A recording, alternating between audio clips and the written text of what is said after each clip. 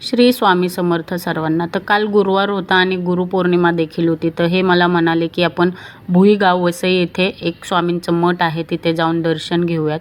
तर आम्ही सकाळी 6 वाजता उठून सर्व आवरलं आणि 7 वाजेपर्यंत आम्ही वसईला पोचलो। त्यानंतर आम्ही तिथे जाऊन पहिले हात आणि पाय स्वच्छ धुवून घेतले।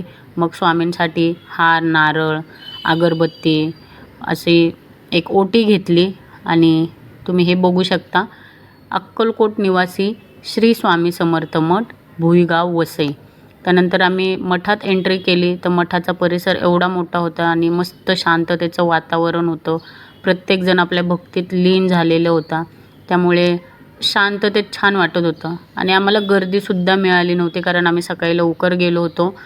लाईनीत उभं राहायची गरज लागली नाही, मस्त असं आमचं दर्शन झालं। कारण आतमध्ये फोटो आणि व्हिडिओ काढून देत नव्हते, म्हणून मी बाहेरून खिडकीतून हा व्हिडिओ काढलेला आहे। तर बघू शकता स्वामींचं रूप किती सुंदर असं मन प्रसन्न करणारं दिसत आहे। त्यानंतर आम्ही बाहेर आलो, प्रसाद घेतला। माझा उपवास असल्यामुळे मी प्रसाद खाल्ला नाही, यांना दिला। त्यानंतर तिथे एक काका होते, ते सर्वांना चंदनाचा टिळा लावत होते।